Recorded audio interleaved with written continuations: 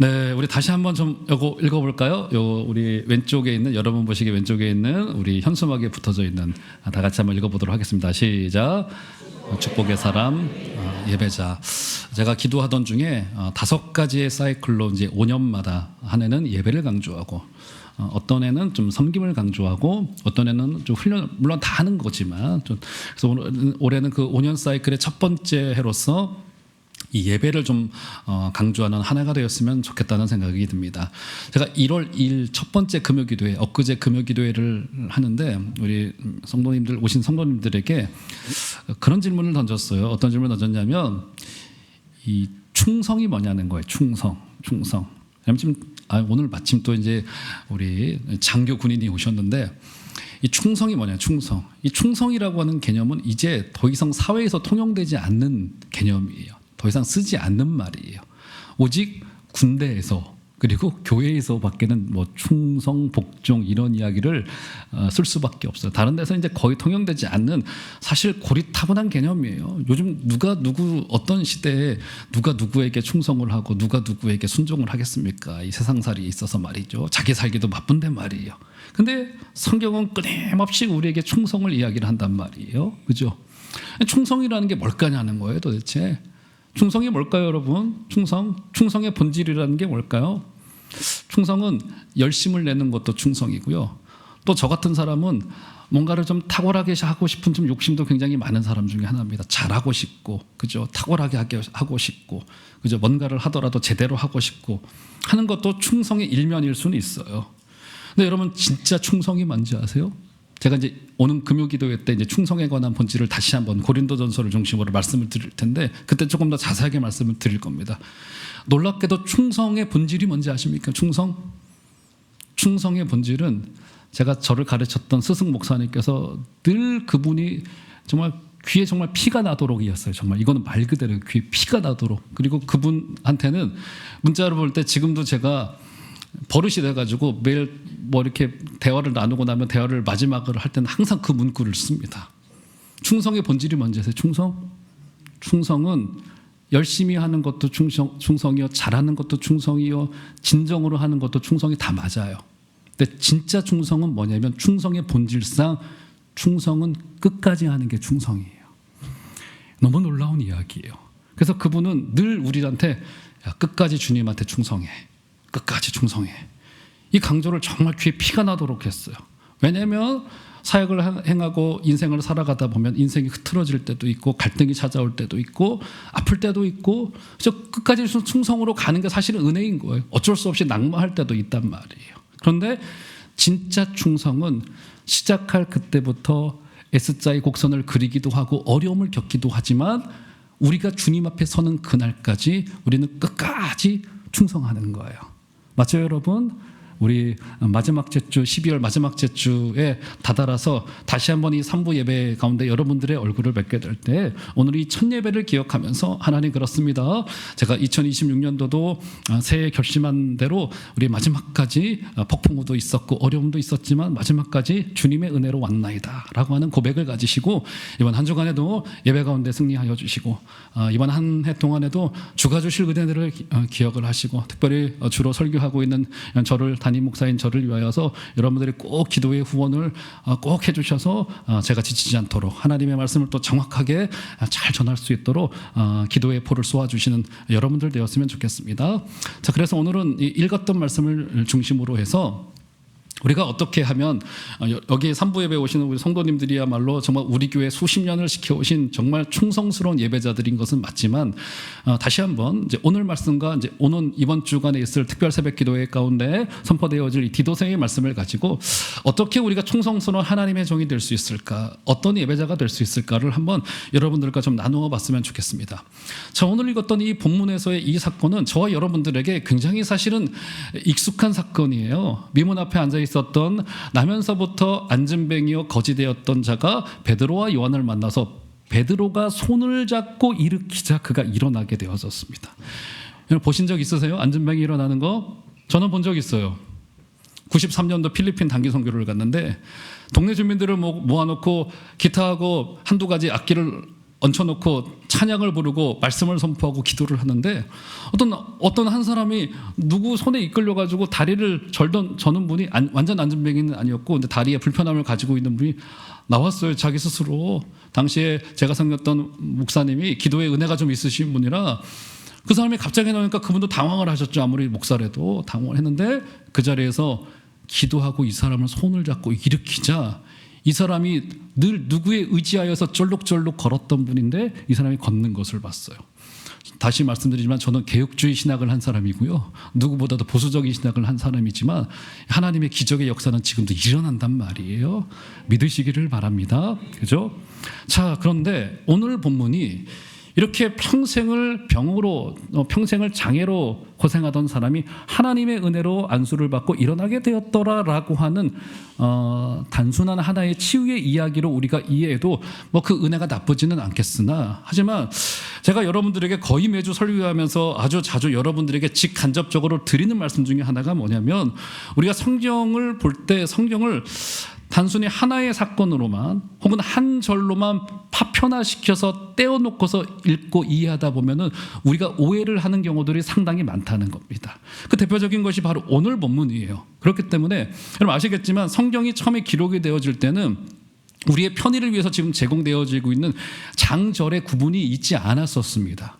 사도행전을 기록한 이 누가복음과 사도행전을 기록할 때는 그냥 이 놓고 이게 쭉 기록을 한 것이지 1장부터 뭐 2장, 뭐 3장 이렇게 나눠놓고 기록을 한 게 아니에요. 첫 원문을 살펴보면은 그냥 성경이 쭉 헬라말로 쭉 기록이 되어져 있을 뿐이에요. 그것이 우리의 이해를 돕기 위하여서 나중에 성경의 편집자들이 성경을 장절로 구분해 놓은 것 뿐이다라고 볼 수 있는 거란 말이에요. 자, 그러면 오늘 이 치유의 사건을 우리 하나님의 능력으로 이 사람이 치유받고 일어나게 되었더라라고 하는 것을 넘어서서 훨씬 더 풍성한 의미로 제대로 된 의미로 우리가 그 의미를 좀 붙잡기 위하여서는 앞선 본문에 어떤 사건이 있었는가를 살펴보는 것이 도움이 될 것 같습니다. 그러면 사도행전 2장의 끄트머리쯤에 어떤 사건이 있는가를 한번 볼까요? 자, 보시죠. 사도행전 2장 44절부터 47절을 좀 올려보시면 이 태동된 첫 교회의 정말 역동스럽고 너무나도 감격스러운 모습들이 여기 등장하고 있습니다. 제가 읽어드릴 테니까 눈으로 따라오세요. 자, 성경을 보시거나 스크린을 보시거나 44절부터 믿는 사람이 다 함께 있어 모든 물건을 서로 통용하고 또 재산과 소유를 팔아 각 사람의 필요를 따라 나눠주며 날마다 마음을 같이하여 성전에 모이기를 힘쓰고 집에서 떡을 떼며 기쁨과 순전한 마음으로 음식을 먹고 47절을 한번 다 같이 좀 읽도록 하겠습니다. 시작. 하나님을 찬미하며 온 백성에게 칭송을 받으니 주께서 구원받는 사람을 날마다 더하게 하시느라. 예, 태동되어진 첫 교회의 아주 역동적이고 정말 너무 감격스러운 모습이 여기 등장하고 있습니다. 그죠? 서로 집에서 떡을 떼요. 자, 제가 아주 여러 차례 우리 지난번 우리 성만찬 할 때도 말씀을 드렸죠. 떡을 떼다라는 말이 어떤 뜻이라고 말씀을 드렸죠?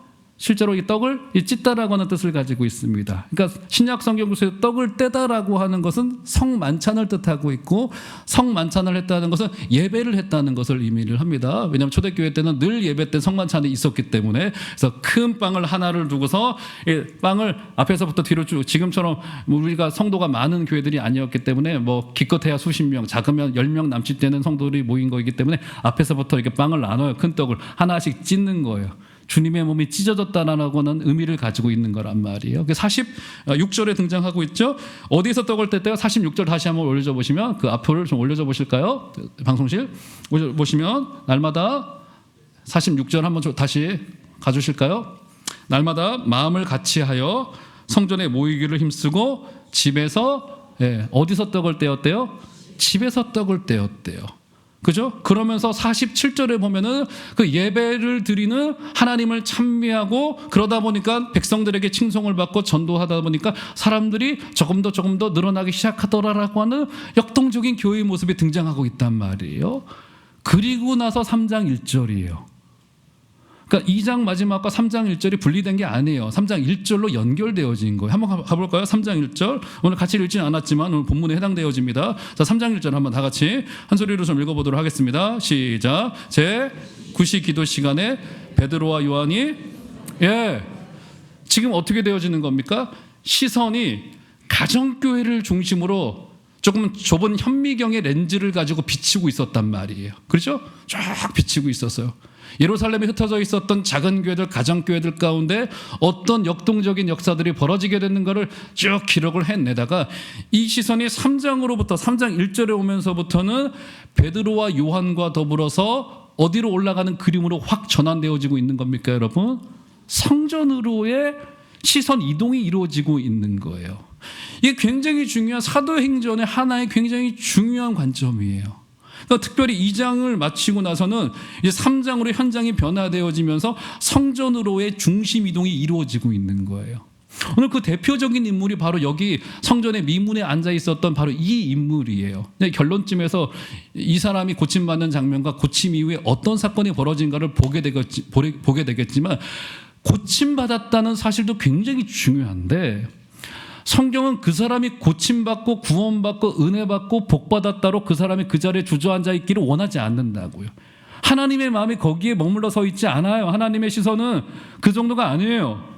근데 보게 될 거예요. 이 사람도 즉시로 그의 자리가 이동되어지는 것을 봅니다. 성전 밖에 미문 앞에 앉아 있다가 그의 인생의 중심이 어디로 움직여지게 되어지는 거예요? 이제 성전으로 움직여지게 되어지는 이런 어떻게 보면은 선교적인 이동과 그 변화가 여기 드러나게 되는 거란 말이에요. 이것이 우리가 시사하고 있는 바가 뭐냐면 우리가 믿고 있는 신앙이라고 하는 것이 어떻습니까? 우리가 예수를 우리 개인이 믿고 신앙 고백을 하면 영원한 구원을 받고 이 땅에 살아가면서도 우리는 복을 누릴 수 있습니다. 하나님이 우리에게 주시고자 하는 것들이 너무나도 많단 말이에요. 이 땅을 살아갈 힘을 주시고 때로는 물질을 주시고 때로는 우리의 넉넉함을 주시고 마음의 여유도 허락하신단 말이에요. 근데 신앙이라고 하는 것이 절대로 거기에 머물러 있는 것을 신앙이 개인주의화 되어지고 내가 은혜 받았다는 것으로 머물러 있기를 원하지 않고 신앙이 그 중심 이동을 하고 있는 어디로요? 성전으로. 신약 성경의 서신서들이 왜 구원받은 자를 말하면서 특별히 좀 이따 에베소서를 보겠지만 계속 공동체로 함께 지어져 간다라는 것으로 이 중심 이동이 되어지고 있는 점은 우리에게 시사하고 있는 바가 굉장히 크고 이 성도로서의 우리가 누려야 될 영적인 권리와 축복과 더불어서 우리가 가져가야 될 그 책임이라고 은혜 받은 자로서의 그 책임의 그 영역이라고 하는 것을 우리에게 계속 이야기하고 있단 말이에요. 게다가 오늘 1절을 다시 보시면 제 9시기도 시간에 베드로와 요한이 성전에 올라갑니다. 베드로와 요한 몇 명이죠? 2명. 2명은 성경 전체 속에서 늘 증인의 수를 이야기를 합니다. 그러니까 지금 집에서 가정에서 드리던 개인주의적인 신앙으로 머물러 있던 것이 성전으로 중심 이동되어지는 그 현장에 가장 유력한 사람이었던 베드로와 요한을 증인으로 지금 소환하면서 이제 진짜 우리의 믿음이라고 하는 것이 선교적으로 확장되어지고 점점 더 예루살렘과 온 유대와 사마리아와 땅 끝까지 이 복음이 전파되리라라고 했던 주님의 꿈이 이렇게 어떤 변화와 이동을 통하여서 지금 이루어지고 있는 것을 보게 된단 말이에요. 자, 이 베드로와 요한이 제 9시 기도 시간에 이제 성전으로 올라가게 되어집니다. 제 9시 기도 시간이라고 말했죠.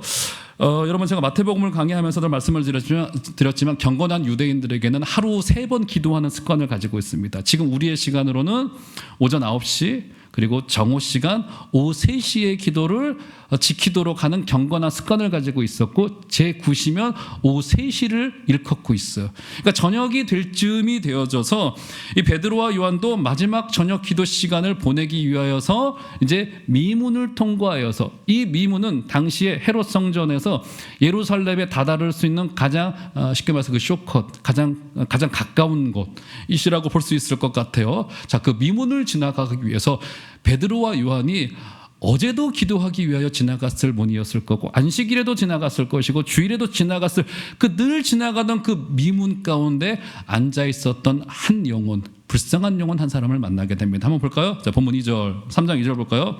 3장 2절은 한번 다 같이 2절도 다 같이 한번 읽어보도록 하겠습니다. 시작. 나면서 못 걷게 된 이를 사람들이 메고 오니 이는 성전에 들어가는 사람들에게 구걸하기 위하여 날마다 미문이라 하는 성전문에 두는 자라. 이 두 사도가 불쌍한 한 인생을 만나게 되는데 이 사람은 일단 이름도 없어요. 누구도 주목하지 않았을 사람인 겁니다. 늘 그 자리에 그 미문 앞에 앉아서 미문을 드나들고 스스로 경건하다라고 자부하고 있었던 유대인들로부터 동전 한 입을 얻기 위하여서 손을 벌려 구걸하고 있을 이름 없는 얼굴 없는 한 인물이었습니다. 오늘 본문을 보니까 사람들이 거기에다 그 사람들을 데려놨대요. 왜 데려다 놨을까요? 구걸하라고. 사람들이 제일 많이 지나다니니까. 게다가 종교 행사를 하러 가고 있었기 때문에 그들의 마음에 좀 경건의 어떤 그 외형이라도 있는 자들이기 때문에 기도 구제 금식을 가장 열심히 했을 것으로 알려진 그 유대인들이 구제할 수 있는 가장 적절한, 예배하기 직전이 적절한 때였기 때문에 적절한 때 적절한 장소에 이 사람을 거기다 데렸다 놓은 거예요. 그죠? 자, 이 사람을 한 문에 두었죠. 그 문의 이름이 뭐라고 말합니까, 여러분? 네, 미문이래요. 여기서 미문은요, 아름다울 미자, 그래서 아름다운 문. 그래서 영어로는 이것을 뭐 beautiful, the beautiful gate 혹은 뭐 golden gate라고 이렇게 번역을 하기도 하는데, 어쨌든 말 그대로 이것은 아름다운 문이라고 하는 뜻을 가지고 있습니다. 왜 아름다운 문이라고 이름을 붙였을까요? 지금 여기 그들이 드나들었던 이 성전은 헤롯 성전이에요. 헤롯 가문이 유대 지역을 분봉왕으로 다스릴 때 헤롯 가문의 에서 가문 출신인 거란 말이에요. 그래서 늘 이 혈통적인 컴플렉스를 가지고 있었고, 이 콧대 높은 유대인들, 저 이스라엘 사람들을 분봉왕으로 다스리기가 너무너무 힘들었어요. 근데 헤롯이 가지고 있었던 탁월한 점 중에 하나가 뭐냐면 정치력이었습니다. 로마로부터 자금을 확보하여서 저 콧대 높은 유대인들을 잘 우리가 식민지로 통치하기 위하여서는 채찍만으로는 되지 않고 당근이 필요한데, 저들의 종교심을 자극하기 위하여서 성전을 지어주면 가장 좋습니다 하고 지었던 성전이 제3성전이었던 이 헤롯 성전이었단 말이에요. 어마어마한 돈을, 자금을 끌어다가 이 헤롯 성전을 지었고, 이 헤롯 성전을 지으면서 이 헤롯이 이 성전에 들어갈 수 있는, 동네로부터 헤롯이 동네로부터 이 성전에 들어갈 수 있는 가장 짧은 그 거리에 문 하나를 만들어 놓습니다. 그리고 거기에다가 온갖 황금을 전부 다 덧입혀요. 이 문을 황금으로 만들어요. 지금 금한 돈이 얼마죠? 한 100만 원 갑니다. 그죠? 뭐 어마어마하게 금값이 뛰고 있는데 뭐 장난. 이 아마 지금의 돈으로 환산하면 어마어마한 금액, 그 문 하나에. 그죠? 여러분 한번 상상을 해볼까요? 우리가 스스로 유대인이에요. 경건한 어떤 자부심을 가지고 있고, 유구한 민족의 역사를 가지고 있고, 내가 선택받은 주의 사람이라고 하는 그런 마음을 가지고 있단 말이에요.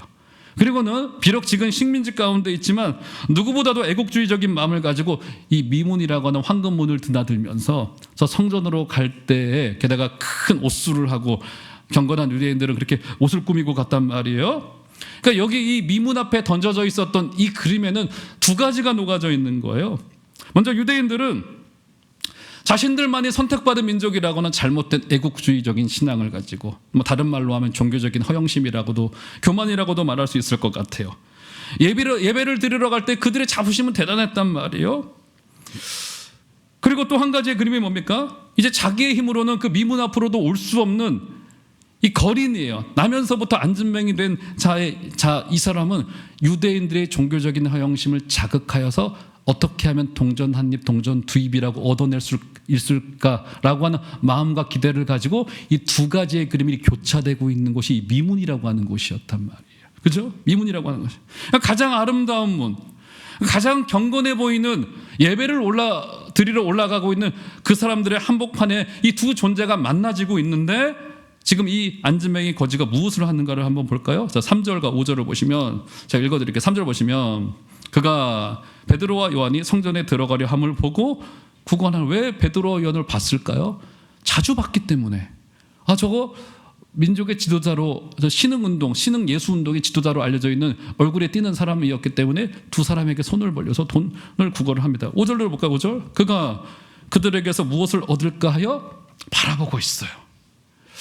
이것이 지금 이 미문 앞에 펼쳐지고 있는 매우 불행하고도 비극적인 그림인 거예요. 얼마나 불행한 그림이에요. 수많은 예배자가 출입하고 있는 그 현장의 그 통로에서 지금 이 거리는 예배자로 와 있지가 않은 거예요. 지금 다른 유대인들도 마찬가지인 겁니다. 사실은 가장 아름다워 보이는 문 밑에 사람들의 손에 의하여 내팽개져 있고 막 구겨져 있는 그 인생은 하나님과는 전혀 다른 인생을 살아내고 있는 그죠? 하나님과는 전혀 상관없는 인생을 살아내고 있는 예배자가 되어져 있지 못하는 그 모습으로 여기 던져지고 있는 거란 말이에요. 죄송한 이야기지만 오늘날에도 이런 모습은 얼마든지 벌어질 수 있는 현장일 수가 있습니다. 한번 생각을 해보세요. 지금 이 거린이 왜 하필 이 미문 앞에 와 앉아 있었을까요? 윈윈 전략이죠. 윈윈 전략. 양측이 다 윈윈이에요. 유대인들은 종교적인 자부심을 가지고 그 길을 드나들고 있었고, 그리고 그 종교적인 자부심과 허영심을 자극하여서 그는 동전 한 입을 얻고자 했습니다. 이 모든 것이 보여주고 있는 그림이 뭐예요? 단순한 탐욕, 불쌍하다, 병에 걸려있다라고 하는 것을 보여주기보다는 오늘 말씀의 주제와도 같이 예배를 올라가려고 하는 그 현장 속에 예배자가 되어져 있지 못하는 이 두 종류의 불쌍한 인생을 우리는 바라보게 되는 거란 말이에요. 제가 여러분들에게 질문을 한번 던져드리고 싶습니다. 여러분들 물론 이 주일 예배 시간 굉장히 중요하고요. 다른 거 어떤 것과도 여러분 절대로 이 주일 오전의 예배의 시간을 바꾸지 마시기를 바랍니다. 하지만 거길로에서만 머물러 있을 수는 없고 우리의 삶의 전체가 아버지 앞에 올려지고 있는 예배가 되어지고 있는가. 우리 사랑하는 귀한 종합제일교회 성도 여러분, 저와 여러분들의 삶이 온 인생이 오직 아버지와 관계에 있는 인생, 그분이 주도하는 인생, 그분이 우리의 인생의 지배자가 되어주신 그 인생이 되어줄 수 있게 되기를 주의 이름으로 축원드립니다. 가장 화려해 보였던 그 미문 앞에 수많은 예배자들이 통행하고 있던 그 와중에 예배와 상관없는 이 인물이 던져지고 있다는 이 그림이 너무나도 가련하고 블랙 코미디와도 같고 어떻게 이럴 수 있는가 생각이 들 정도로, 그죠? 또 유대인들은 마침 가지고 있는 돈으로 한 입 두 입 적선하면서 자신들의 마음에 충족함을 가지고자 했었던 예배자가 되지 못했던 이 양 그림 속에서 하나님 아버지, 우리는 오직 당신만을 예배하는 자들이 되기를 원합니다라고 하는 결심이 저 여러분들 가운데 있게 되기를 주의 이름으로 축원드립니다. 자, 그래서 베드로와 요한이 오늘도 그 일상과 다름없는 그 한날을 지나가고 있을, 그 미문을 지나가고 있을 그때 오늘은 이상한 날이었어. 베드로와 요한에게 늘 보던 거지였어요. 늘 보던 거지였어요. 늘 그 사람은 매일 와서 한 입 두 입 달라고 하는 그 거지였단 말이에요. 근데 이날은 이상하게 베드로와 요한의 마음속에 성령이 역사하시는 것만 같습니다. 울렁울렁대요. 볼까요? 4절 보시면 4절 한번 다 같이 한 소리로 좀 읽어보도록 하겠습니다. 시작. 베드로가 요한과 더불어 주목하여 이르되 우리를 보라 하니. 할렐루야. 이게 왜 이 구절이 왜 위대합니까? 베드로와 요한은 저 미문을 수도 없이 드나들었을 거예요. 계속 왔다 갔다 했습니다. 저 예배당 저 입구를 우리 월곡로 42번지 여러분들 수도 없이 수십 번, 저는 매일 출근하기 때문에 이제 매일 저는 교회 속속들이 뭐가 어디에 있고 이제 머릿속에 다 떠오르죠. 매일매일 오고 가는 길이요. 게다가 매일매일 만나는 그 거짓 그 사람 그 일상이었었어요. 그죠? 그런데 바로 그때 어느 한 날은 아마 성령의 역사라고밖에 말할 수 없어요. 베드로와 요한의 마음속에 그냥 지나가면 안 되겠다. 그리고는 주목하여 그 사람을 쳐다봅니다. 주목하여 바라보게 되어져요. 하나님이 우리의 인생 속에 그렇게 찾아오실 때가 반드시 있어요. 우리는 주님이 주목하여, 이거는 저도 알 수 없고 여러분 개인이 분명히 알게 됩니다. 믿음이 있으시면. 하나님이 내 인생 속에 그게 고난이 됐던 축복이 됐던 어떤 상황이 됐던 어떤 사람의 말을 통하여서건 하나님이 내 인생에 지금 이 시기에 나를 좀 주목하려고 하시는 거구나 라고 하는 것이 대체로 고난으로 그런 것들을 겪는 경우들이 많아요. 얼마나 복된 인생이에요. 우리 엊그제 다윗에 관한 이야기를 봤잖아요. 금요기도회 때. 다윗의 인생을 처음부터 끝까지를 보면요, 그가 만약에 인생의 초반부에만 고난을 겪었다라고 한다면 아마 그가 인생의 중반쯤이나 후반부쯤에 가서 아마 새롭게 하소서 간증에 나가가지고 제가 이렇게 고난을 당하고 사울에게 쫓겼다가 왕이 되어서 나라를 잘 다스렸어요 라고 웃으면서 간증을 할 수 있었을 것 같아요. 근데 그의 인생은 어떻습니까? 그가 그의 공적인 인생을 살아가면서부터 그의 인생은 고난으로 점철되기 시작을 합니다. 사울에게 쫓기죠. 아버지 앞에 인정받지 못하죠. 백성들을 인정했으나 그는 무려 10년의 망명 생활을 하죠. 왕이 되어서도 측근들의 배신을 당하죠. 그 개인의 치명적인 실수도 있었죠. 가장 결정적으로 그 인생의 후반부에 어떤 일이 벌어지게 됩니까? 아들이 그를 향하여서 칼을 들어요. 가장 잘나 보였던 그 아들이, 가장 잘생기고 키가 크고 멋지게 생겼던 그 아들이 아버지를 향하여 칼을 드는 인생의 후반부쯤에 있었던 일이에요. 아니, 왜 이렇게 하나님께서 다윗을 그 정도 하셨으면 됐잖아요. 이제 그만하셔도 될 것 같은데 계속 하나님의 코너로 다윗을 밀어붙이세요. 코너로 계속 밀어붙이세요. 저 같으면 견디지 못했을 것 같아요. 제가 다윗이었으면 못 견뎠을 것 같아요. 막 뛰쳐나갔을 것 같아요. 너무너무 힘들어요. 그런데 다윗이 그 고난을 겪으면서 써내려갔던 시편들을 한번 읽어보세요. 이게 성경에 기록되어지면서 지금 수천 년이 지나오면서 수많은 사람들의 마음을 울리고 있고, 그 시가 우리가 증언하고 있는 바가 뭡니까? 우리의 마음을 울리는 것을 넘어서서 지금 무엇을 이야기를 하고 있는 거예요? 지금 하나님 살아계시는 거구나. 정말 하나님이 우리의 실수와 연약함과 인간적인 아픔 속에서도 살아계시고 지금도 역사하고 계시고 우주를 주관하고 계시는 왕이 되시는 거구나. 이 고백을, 다윗의 그 한마디의 그 고백을 하기 위하여서 하나님께서 계속 다윗을 몰아붙이고 이 시편 57편 한번 읽어보세요. 다윗이 사울에 의하여서 쫓겨서 굴에 있을 때 썼던 그 시라고 알려져 있는 그 시편 속에 담겨져 있는 하나님을 향한 진실된 고백을 우리가 읽게 되어질 때 그렇구나, 하나님이 지금 내 인생 가운데 주관자가 되시는 거구나라는 것을 여러분들이 고백할 수 있게 된단 말이에요. 하나님이 주목하여서 그 사람의 인생 속으로 찾아 들어오고 싶으신 때가 있으시단 말이에요. 그때 사랑하는 성도 여러분, 우리 하나님의 시선을 거절치 마시고 하나님의 우리를 향한 주목함을 거절하지 마시고 그분을 저와 여러분들의 인생 속에 인격으로 받아들이게 되시는 은혜가 있기를 주의 이름으로 축원드립니다. 아마 그날이었던 것 같아요. 두 사도가 주목하여서 이 거지를 바라보기 시작을 합니다. 아마 다른 날이었다면 동전잎 한두 개 좀 던져주고 아마 또 지나가고 바쁘게 예배드리러 올라갔을 거예요. 그죠? 그러지 않았겠습니까? 수많은 행렬과 함께 예배드리러 올라가고 있던 와중에 오늘은 주목하여 그 자리에 멈춰서서 하나님의 은혜를 전하기 시작을 합니다. 그죠? 그리고 그때 이 팽팽한 영적인 긴장감이 지금 올라가고 있을 때 두 사도가 이 거린에게 무엇이라고 이야기합니까? 4절을 보시면 우리를 보라.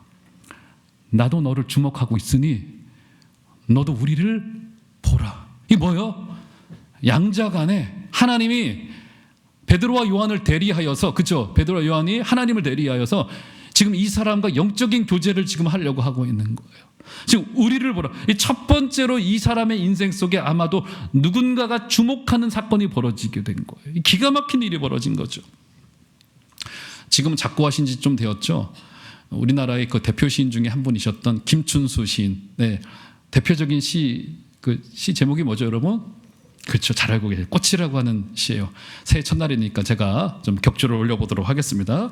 이게 어떻게 시작이 되냐면요. 자, 이렇게 시작이 되어집니다. 내가 그의 이름을 불러주기 전에는 그는 다만 하나의 몸짓에 지나지 않았다. 이게 뭐예요? 뭐 지금 내가 주목하지 않았을 때는 그저 바람에 그냥 팔랑팔랑 되는 그냥 꽃잎 하나에 지나지 않았다는 거예요. 그렇죠? 자, 그런데 둘째 마디에 가면 이런 말을 합니다. 내가 그의 이름을 불러주었을 때 그는 나에게로 와서 꽃이 되었다. 그죠? 불러주기 전에는 꽃으로 주목되지 않았는데 불러주고 나니 꽃이 되었다고 이야기를 합니다. 기가 막힌 시예요. 제가 보기에는 노벨 문학상 받아야 돼요. 너무 기가 막힌 시예요. 마찬가지예요. 습관적인 기도 시간에 두 사도는 매우 익숙히 성전을 드나들었을 거예요. 근데 오늘은 이상하게도 이 사람, 이 가련한 인생, 별것 없는 인생을 주목해야 되겠다라고는 하나님의 판단이 있었고 하나님의 시선이 그에게 머물기 시작을 합니다. 그러자 그에게 치유가 일어나게 되어지고 구원이 일어나게 되어지고 막 복받는 역사가 일어나게 되어지고 막, 그죠? 이 사람의 인생 속에 한 번도 있지 않았던, 아까 읽었지만 기쁨의 역사가 막 찬송을 아버지 앞에 올려드리게 되어지는 너무나도 기적의 역사가 일어나게 되어지게 된단 말이에요. 그죠? 이런 일이 있게 되어지는 거예요. 사랑하는 귀한 종합제일교회 성도 여러분, 우리 예배하다가 기쁨을 누리시기를 주의 이름으로 부탁을 드리겠고, 특별히 하나님이 저와 여러분의 인생을 주목할 그때 여러분 거절치 마시고 주님 그렇습니다. 제가 더 순종하겠습니다. 더 가열차게 주님을 만나겠습니다라고 하는 귀한 열심이 저와 여러분들 가운데 있게 되기를 주 이름으로 축원드립니다.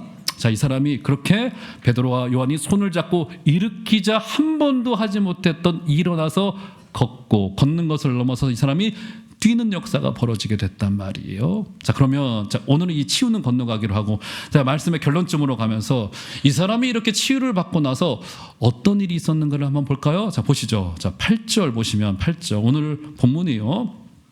잘 보셔야 됩니다. 자, 한번 다 같이 한번 8절 한번 한 소리로 읽겠습니다. 시작. 뛰어 서서 걸으며 그들과 함께 성전으로 들어가면서 걷기도 하고 뛰기도 하며 하나님을 찬송하네. 이 사람이 걷고 뛸 수 있게 되자, 그죠?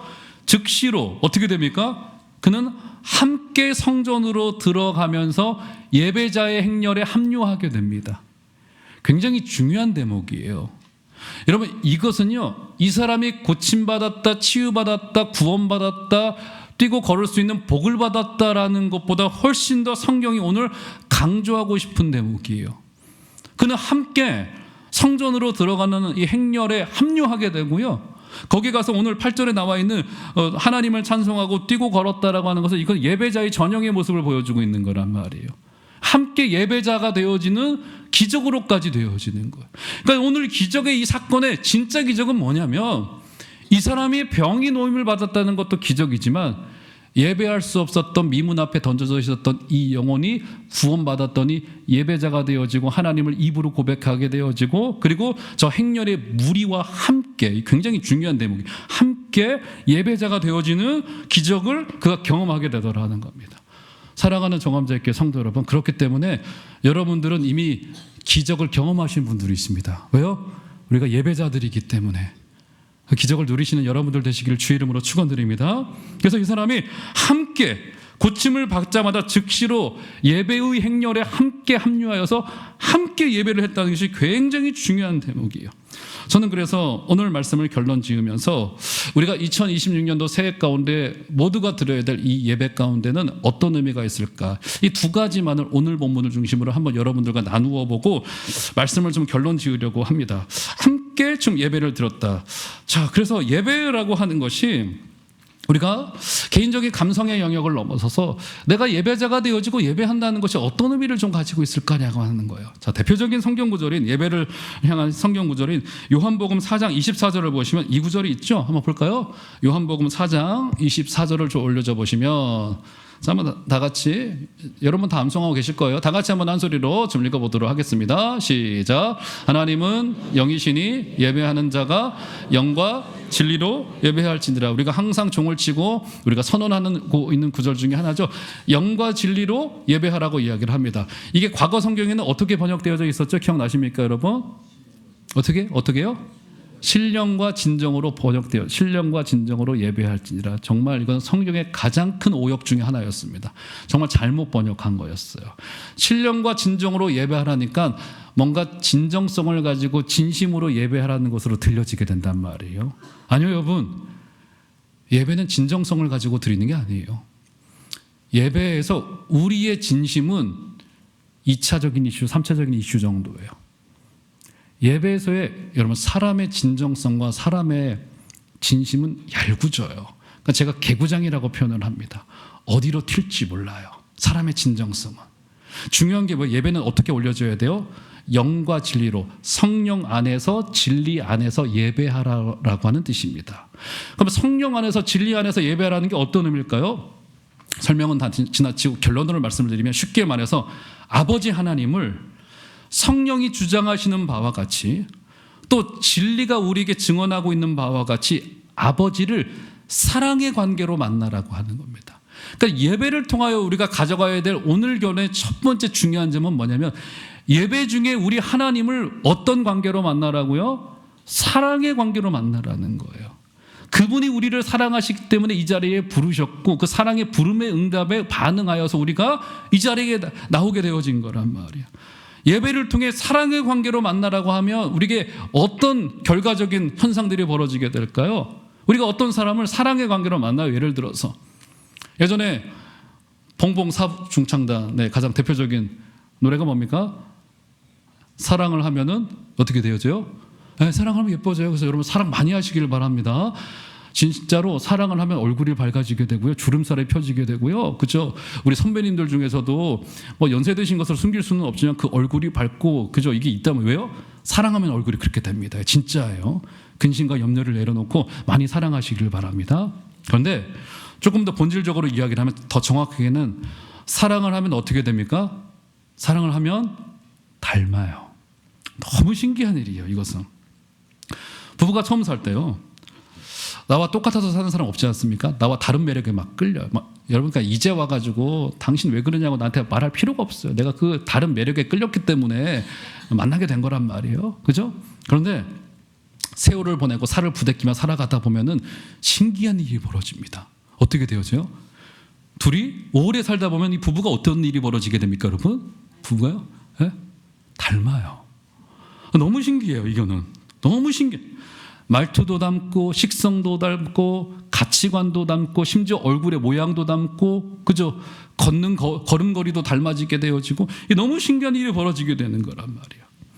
예배가 바로 그래요. 예배의 중요한 첫 번째 결론이 무엇이냐면, 이 사랑의 만남을 통하여서 우리가 하나님의 성품에 참여하게 되는 거예요. 우리 하나님을 닮아가게 되어지고, 사랑하는 귀한 종암제교 성도 여러분, 하나님의 거룩한 성품에 닮게 되어져서 저와 여러분들이 예수님 비스무리하게 되어져서 아버지 앞에 영광 돌려지는 예배자가 다 되어줄 수 있기를 주의 이름으로 축원드립니다. 첫 번째 결론이고요. 두 번째 결론입니다. 그러면 오늘 말씀 한번 다시 볼까요? 3장 8절 보시면, 뛰어서서 걸으며 그들과 어떻게 성전으로 올라갔다고요? 함께 예배자의 무리에 합류하여서 함께 공동체를 이루어서 예배자로 되어지게 됩니다. 그러니까 지금 무슨 말을 지금 하고 있냐면 함께 성전으로 들어갔다는 말에서, 함께라고 하는 말은 따뜻하고 좋으면서도 동시에 우리에게 책임을 요구합니다. 함께 도울 수 있고 함께 기쁨을 누릴 수 있는 것은 얼마나 좋습니까마는, 동시에 함께라고 하는 말은 우리에게 책임이 요구되고 있고, 때로는 불편하고 때로는 어려워요. 그런데 에베소서는 교회의 본질을 이야기를 할 때 이런 이야기를 해요. 자, 볼까요? 마지막으로 에베소서 2장 22절을 올려줘 보시면 이 이야기를 합니다. 한번 다 같이, 굉장히 중요해요. 한번 읽도록 하겠습니다. 시작. 너희도 성령 안에서 하나님이 거하실 처소가 되기 위하여 그리스도 예수 안에서, 여기 굉장히 중요한 두 가지 개념이 등장하고 있어요. 함께, 그리고 지어져 간대요. 그러니까 교회의 본질을 에베소서가 지금 말하고 있는데, 교회의 본질을 뭐라고 이야기를 하고 있냐면, 불완전함, 완성되지 않음을 교회의 본질로 이야기를 하고 있어요. 함께 올려져 가고 있고 함께 지어져 가고 있는 공동체예요. 그러니까 교회의 본질을 완벽해야 돼요. 사실 그 완벽해야 되라고 하는 말 속에 내 의견대로라고 하는 말도 굉장히 사실 짙어요. 사람이 얄궂기 때문에. 그렇지 않습니까? 어쨌든 서로의 연약함을 서로 받아들이면서 함께 지어져가는 책임의 태도가 우리에게 요구되어지고 있는 거예요. 교회는, 에베소서가 말하고 있는 교회는 불완전함을 교회의 본질로 이야기를 하고 있습니다. 교회는 함께 지어져 올라가지는 공동체. 지금도 건축 중이에요. 아직 멀었어요. 더 지어져 올라가줘야 돼요. 벽돌 위에 벽돌을 올리고 형제자매가 하나가 되어져서 아름다운 교회가 완성될 그날을 우리는 바라보면서 지금도 지어져 가고 예배하고 함께 모여서 공동체로 교제하는 공동체. 사랑하는 종암제교 성도 여러분, 2026년도 한 해 동안에도 그런 예배의 공동체가 되어져서 이 어려운 시대 가운데 말씀으로 힘을 얻고 예배 때마다 하나님의 은혜를 누리게 되시는 복된 여러분들 다 되어주시기를 주의 이름으로 축원드립니다.